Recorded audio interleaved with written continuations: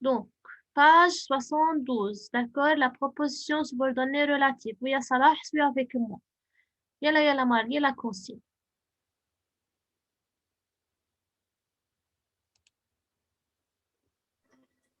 Complète ces phrases par des pronoms relatifs.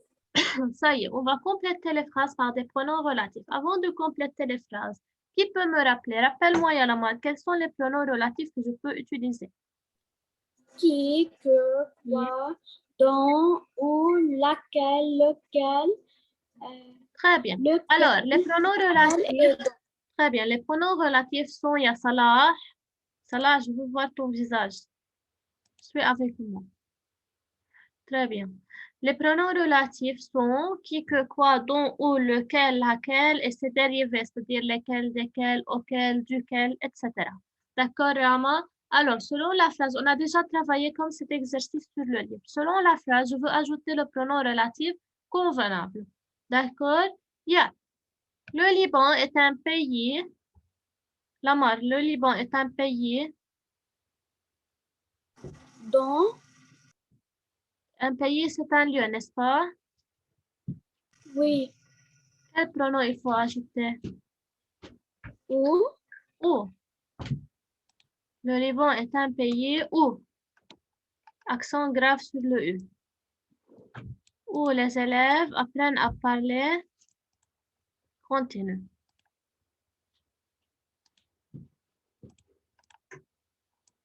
Où les élèves apprennent à parler 3 langues et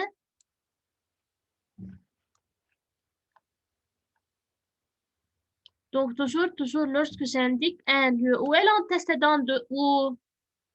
Où est l'antécédent de où? Un pays. Très bien. Toujours l'antécédent vient avant le pronom relatif. Un pays, ça indique le lieu. Alors, toujours lorsque je parle de quelque chose qui indique un lieu, j'utilise le pronom relatif ou continue à la marque. Oui.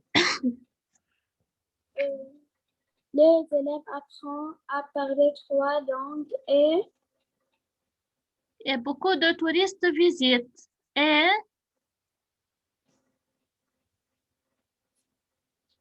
beaucoup. et que beaucoup de touristes visitent. Et que beaucoup, il faut mettre un pronom relatif convenable à la phrase. Et que beaucoup de touristes visitent. D'accord? Vous écrivez et que beaucoup de touristes visitent. Merci Lamar. Rama, partie B. Oui.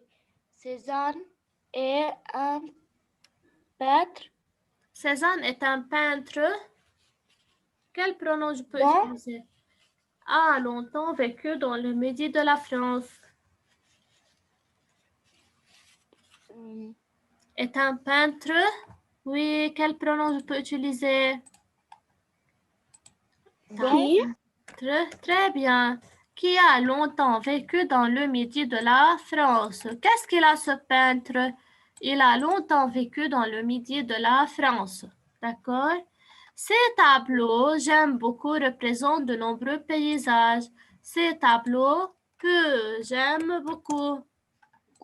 Ces tableaux que j'aime beaucoup représentent de nombreux paysages. Ça va, Salah? Tu as écrit? Oui? Alors, c'est l'exercice numéro 1. C'est très facile. Il faut savoir quel pronom employer selon la phrase, selon le contexte de la phrase.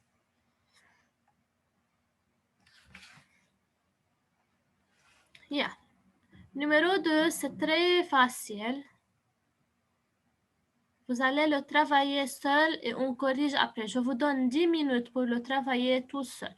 Rejolis la consigne avant de travailler. Souligne les subordonnées relatives et entoure les pronoms relatifs. Alors, premièrement, je veux souligner quoi? Comme l'exercice du livre. Subordonné relatif. Et après, je veux entourer les pronoms Relatif. C'est très facile. Je souligne la subordonnée, j'entoure le pronom relatif. Vous avez A, B et C. C'est très facile. Il y a la travailler. Vous avez 10 minutes. Lamar, tu as terminé de? Oui. D'accord. Regarde, maintenant, relis chaque pronom relatif à son antécédent, alors. Oui. Ya. Yalla, ya Salah, Rama. Seulement, vous avez 10 minutes. Elle a commencé.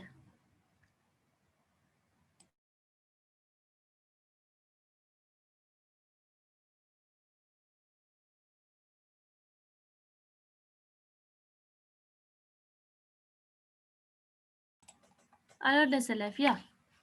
Yalla, ya Salah. Numéro 2. Souligne les subordonnées relatives et entoure les pronoms relatifs. Partie A. Salah. Commence à lire la partie A. Je collectionne. Je collectionne les terminations. Tous les timbres. Tous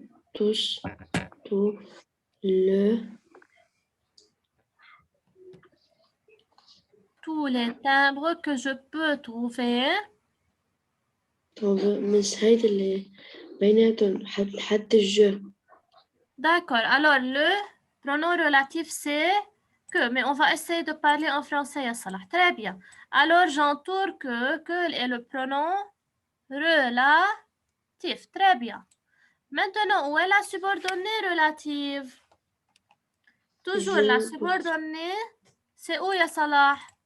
C'est du pronom que je peux trouver. Je souligne cette subordonnée, n'est-ce pas? Toujours lorsque vous allez souligner les élèves la subordonnée, il faut aussi souligner le pronom, d'accord?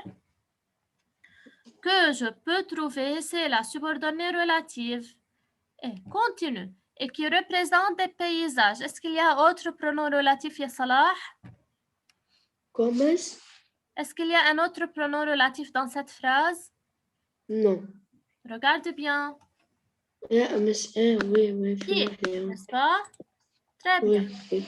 Donc, ici, on a le pronom relatif qui est...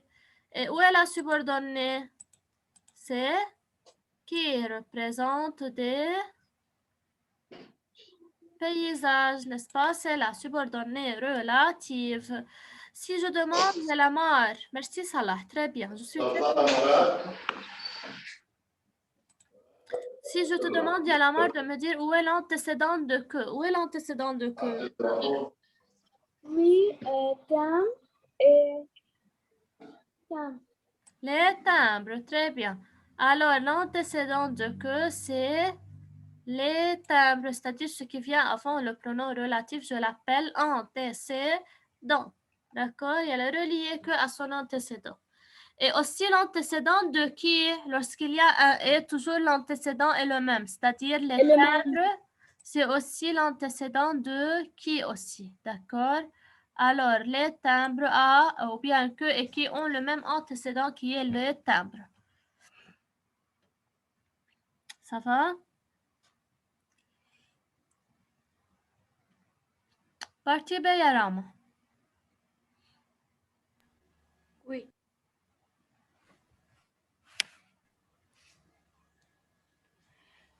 Dans le parc, il y a des bancs sur lesquels s'assoient les personnes âgées. Très bien. Où est le pronom relatif ici, Yarama? Lesquels? Très bien. Lesquels? Où est la subordonnée relative? Lesquels s'assoient? Oui. Jusqu'à la fin. Lesquels s'assoient les personnes âgées. Alors, c'est la subordonnée relative. Où est l'antécédent de lequel, Yarama? Où? Où est l'antécédent de lesquels? Bon. Très bien, bon, c'est l'antécédent. Toujours le mot qui vient avant le pronom relatif, c'est l'antécédent. Merci, Rama, bravo. La partie C. Oui, ma grand-mère qui était né pendant la guerre n'arrêtez pas d'en parler. d'en parler. يلا où est le pronom relatif? Qui? La subordonnée. était né pendant la guerre. Très bien. Était né. Toujours, faites attention. Dans la subordonnée, il faut y avoir un seul verbe. C'est pour cela que je ne continue pas. N'arrêtez pas d'en parler parce que c'est un deuxième verbe conjugué. La subordonnée comporte un seul verbe conjugué. Où est l'antécédent de qui? Grand-mère. Grand-mère. Bravo. Yalla, tout le monde a écrit, les élèves? Oui. On peut passer à l'exercice numéro 3. Faites attention, dans le numéro 3, c'est très important. Je veux travailler tout de suite ensemble. Alors, remplace l'adjectif en gras par une proposition relative. C'est-à-dire, on a un adjectif qui est marqué en gras. On va transformer cet adjectif en une subordonnée relative. Comment on va voir? Souya Salah. A. Mon frère a vendu sa maison pour en acheter une plus confortable. Où est l'adjectif mis en gras? Marqué en gras. Confortable, n'est-ce pas? Alors, confortable, je veux le remplacer par une subordonnée relative. C'est-à-dire, je veux introduire ce ou bien cet adjectif par un pronom relatif. Comment je peux faire, Yalama? Tu peux me dire que devient la phrase? Donc, le début de la phrase va rester le même. Mon frère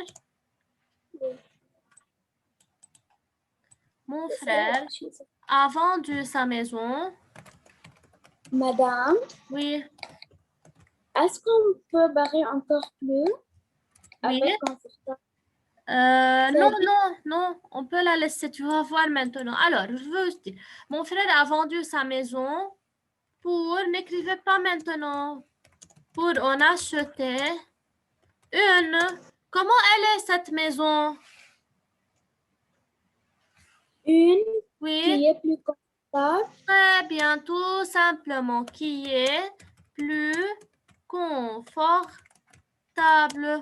Donc, j'ai introduit l'adjectif confortable par qui est plus confortable. Il faut ajouter un verbe certainement parce que c'est une proposition subordonnée. C'est compris, donc tout simplement, j'écris comme ça.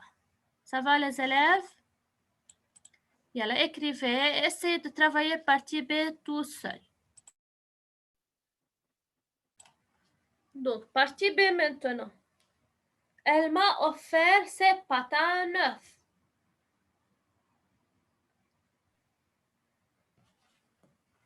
Je peux dire? Rama, partie B. Elle m'a offert ses patins neufs. Comment je peux dire? Pour transformer l'adjectif, c'est neuf, n'est-ce pas? Oui. Yalla, transforme en une subordonnée relative. Elle, je laisse la phrase telle qu'elle est. Elle m'a offert ses patins. Oui.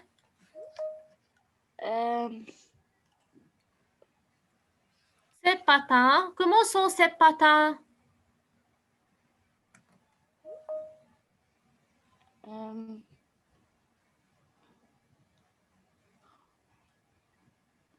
Qui, tout simplement, qui était neuf.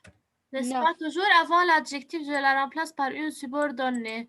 Elle m'a offert ses patins qui étaient neufs. D'accord? Tout simplement. Salah, tu as écrit? Madame? Oui, Lamar. Madame, pourquoi ici tu as écrit « était pas son » La même chose, c'est l'auxiliaire être. Il est ici conjugué à l'imparfait. Si tu écris son, c'est correct. Conjugué au présent, c'est un verbe. J'ai changé le temps verbal seulement.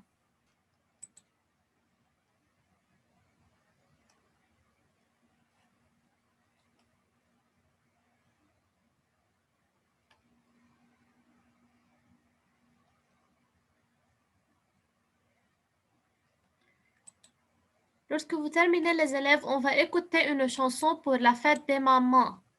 Il faut la retenir par cœur, d'accord? Donc, on va écouter ensemble une chanson pour la fête des mamans. On va la voir maintenant ensemble et l'écouter très bien pour la retenir par cœur. D'accord?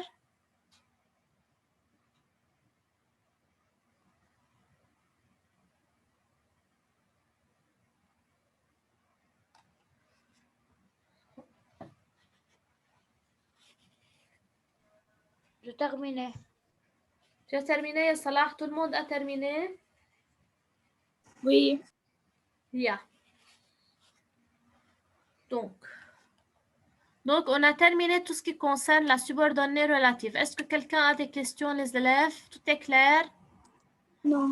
Demain, on va travailler une nouvelle leçon de conjugaison. D'accord? Yalla, suivez bien avec moi pour écouter ensemble la chanson. Cette chanson, il faut la retenir par cœur.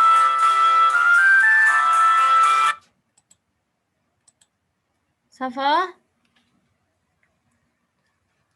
Yalla, je veux voir tout le monde. Tout le monde voit devant lui l'écran.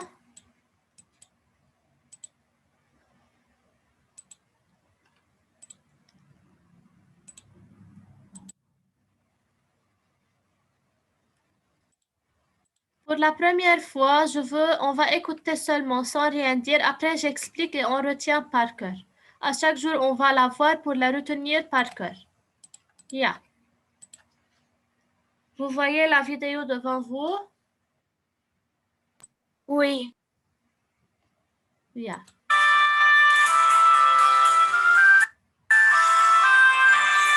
De toutes les mamans, tu es la plus belle, la plus jolie.